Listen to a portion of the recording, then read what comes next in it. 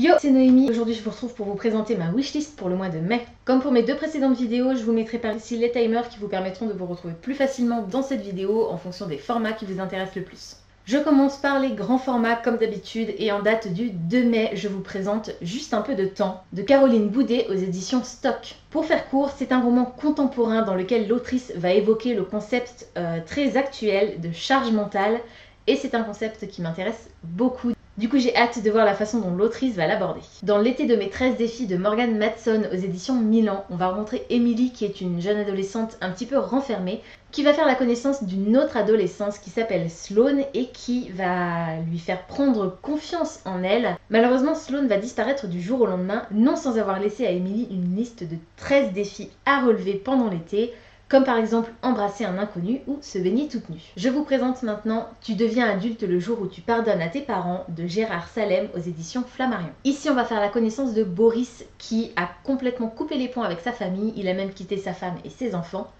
et il va se retrouver confronté à un psychiatre qui va lui suggérer, pour faire la paix avec lui-même, d'écrire aux membres de sa famille. On va donc suivre la correspondance de Boris avec les membres de sa famille à travers toute la haine, toute la rancœur et surtout l'amour qu'il leur porte. Le 3 mai sortira 17 ans de Ava Delera aux éditions Michel Lafon. Si vous ne la connaissez pas, Ava Delera, c'est l'autrice de Love Letters to the Dead que j'avais vraiment beaucoup aimé. Si j'y pense, je vous mettrai le lien vers mon avis sur le blog. Dans cette nouvelle histoire, on va rencontrer une adolescente de 17 ans qui va partir sur les traces de l'amour de sa mère à l'époque où elle-même avait 17 ans pour découvrir l'identité de son père. Je vous présente maintenant L'Héritier, le premier tome de la série Animas de C.R. Gray aux éditions Pocket Jeunesse. La couverture m'a tout de suite attirée, mais l'histoire n'est pas moins attirante. On va rencontrer ici Bailey qui est un adolescent de 12 ans qui va faire sa rentrée dans l'académie dans laquelle il rêve d'aller depuis qu'il est enfant. Malheureusement, il va se rendre compte sur place qu'il est le seul à ne pas avoir d'animas, c'est-à-dire un lien particulier qui unit l'homme aux animaux, et il va essayer de camoufler cette différence. Dans Click and Love de Cyril Massaroto aux éditions XO, on va rencontrer deux personnages qui ont une dizaine d'années d'écart. Il y a un homme et une femme que absolument rien ne destinait à être ensemble. Ils ont un passé assez douloureux chacun de leur côté et ils vont tous les deux utiliser une application, donc je crois que c'est l'application qui s'appelle Click and Love. Ils vont tomber amoureux via cette application et seulement il y a une règle, c'est qu'ils ne peuvent à aucun moment se rencontrer. L'application bloque les informations qui leur permettraient de se retrouver dans la vie réelle. Ils vont malgré tout y arriver et le jour où ils vont se rencontrer pour de vrai, il va se passer quelque chose d'extraordinaire. Alors je ne sais pas si c'est une catastrophe. Ça a l'air d'être plutôt une catastrophe que quelque chose de positif. Du coup j'ai vraiment hâte de voir ce que ça peut donner. Dans Les 10 vœux d'Alfred de Maud Miami aux éditions Nil, on est en 1970 en Bretagne et Alfred est un jeune garçon de 9 ans qui a une maman alcoolique et un grand-père qui l'adore. Alfred, à la veille de ses 10 ans, a décidé de créer une liste de 10 vœux qu'il va réaliser avec son grand-père. Je vous présente maintenant Piège conjugal de Michel Richmond aux éditions Presse de la Cité. Ici, on va rencontrer Alice et Jake qui, le jour de leur mariage, vont recevoir un cadeau un petit peu particulier, une adhésion au pacte. Le rôle de ce club étant de veiller au bon fonctionnement du couple, ils acceptent forcément avec plaisir. Malheureusement, à partir du moment où l'un d'entre eux va transgresser l'une des règles prescrites, tout va virer au cauchemar. Le 4 mai sortira Le secret des murmureurs, le premier tome de la série Les loups de Loïc Leborgne aux éditions Mamé. Dans cette histoire, on va rencontrer un groupe d'adolescents qui est scout et qui va lui-même faire la connaissance d'un autre groupe d'adolescents qui aurait l'étrange capacité de communiquer avec les animaux. Le 9 mai, les éditions Rajo ressortent dans des versions absolument sublimes les tomes 1 et 2 de la série Le Noir et ma couleur d'Olivier Gay. Le premier tome s'intitule Le Pari et le second La Menace. Dans cette histoire, on va faire la rencontre d'Alexandre qui, suite à un pari, va inviter Manon à aller boire un verre. Seulement quand il va retrouver la jeune fille, elle est attaquée par une créature étrange. Le 14 mai sortira Autre Monde, le premier tome de la série Le Grimoire Double Monde d'Élodie Aoustin aux éditions Sud-Arène. On va rencontrer ici une jeune fille qui a réussi son bac et qui, comme récompense, va recevoir le fameux Grimoire Double Monde. Elle va être projetée dans un tout autre monde et elle va faire la connaissance d'un elfe qui va lui donner un coup de main pour maintenir la paix dans ce royaume.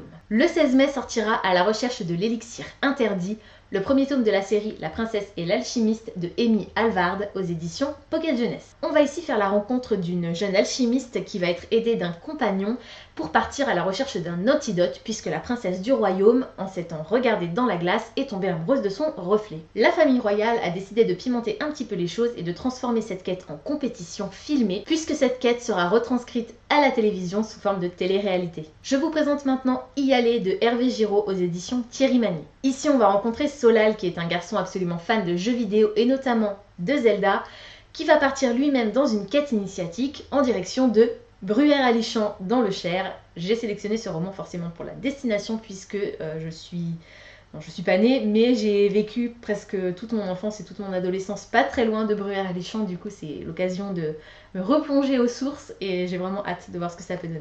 Je vous présente maintenant 7 lettres de Olivia Harvard aux éditions Hachette. J'ai sélectionné ce roman parce que l'éditeur le présente comme étant dans la veine de 13 Reasons Why, donc 13 raisons de Jay Asher.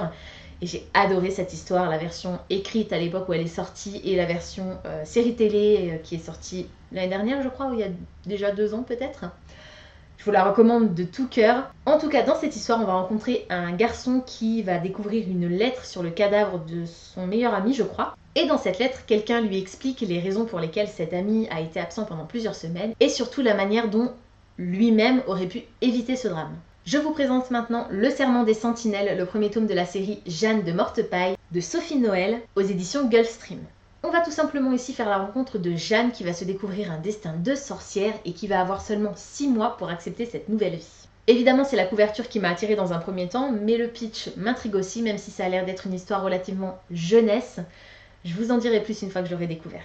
Dans L'Antimagicien de Sébastien de Castel aux éditions Gallimard, on va rencontrer Kellen qui va absolument devenir un mage, mais qui malheureusement, au moment où va se profiler son premier duel, va perdre ses pouvoirs. Du coup, il va tricher et il va être pris en flagrant délit et va devoir s'enfuir. Dans sa fuite, il va être rejoint par 2 acolytes assez particuliers et il va se rendre compte qu'il est le fruit d'une machination. Sortira également le nouveau roman de Marc Lévy, Une fille comme elle, aux éditions Robert Laffont. Il me semble qu'on va se trouver dans un huis clos qui se passe dans un immeuble de la 5e avenue à New York. On va donc faire ici la connaissance des habitants de cet immeuble et notamment d'une jeune femme qui va tomber amoureuse du nouveau liftier, qui est donc la personne qui s'occupe de faire monter et descendre l'ascenseur, puisqu'apparemment leur ascenseur est assez vintage. Ce nouveau liftier arrive puisque son oncle, qui était le précédent liftier, a eu un accident, donc il vient donner un coup de main, il vient en remplacement. Et il se trouve que ce liftier a un secret, apparemment il serait issu d'une famille fabuleusement riche. Le 18 mai sortira Moloch de Laurent Kessy aux éditions Faunes. Je ne sais pas grand chose sur cette histoire si ce n'est qu'apparemment l'auteur va faire appel aux souvenirs de rétro gamer du lecteur, du coup ça m'intrigue vraiment beaucoup. Il se trouve que cette histoire a déjà été publiée sur internet, du coup vous retrouverez en barre d'infos les liens qui vous permettront de la découvrir si ça vous intrigue. Le 23 mai, les éditions Pygmalion vont sortir 2 réécritures de contes. La première s'intitule Le Gentleman dans les temps. C'est écrit par Christy Sobesti et il s'agit d'une nouvelle vision de La Princesse et la Grenouille. Quant à la deuxième, elle s'intitule Paris sous influence. C'est écrit par Muriel Lecoux et il s'agit d'une nouvelle vision du joueur de flûte de Hamelin. Je ne vais pas vous en dire plus puisque je n'ai moi-même pas envie d'en savoir plus pour l'instant. J'ai envie de découvrir ces 2 réécritures de contes. Vous savez à quel point j'adore ce genre. Voilà, j'ai pas envie d'en savoir plus pour l'instant. Je veux juste plonger dedans avec délectation. Le 24 mai sortira Une femme entre nous de Greer Hendricks et Sarah Pekkanen aux éditions Sonatine. L'éditeur a fait une belle campagne publicitaire autour de ce titre puisque on ne sait pas grand chose si ce n'est qu'il y a un genre de triangle amoureux. En fait, on a un couple qui va se séparer. L'homme va se remarier et sa nouvelle femme va se sentir épiée et elle va commencer à suspecter l'ex-femme. Apparemment, l'éditeur dit que ça pourrait être simple de prime abord, seulement les autrices ont décidé de jouer avec les nerfs des lecteurs et apparemment on va de rebondissement en rebondissement, du coup j'ai vraiment hâte de découvrir ce que les 2 autrices ont réussi à faire de cette histoire. Je vous présente maintenant Et ils meurent tous les deux à la fin de Adam Silvera aux éditions Robert Laffont. Ici on va rencontrer 2 hommes qui vont recevoir tous les 2 un coup de fil à la même date, à la même heure, leur annonçant que le lendemain ils seront morts.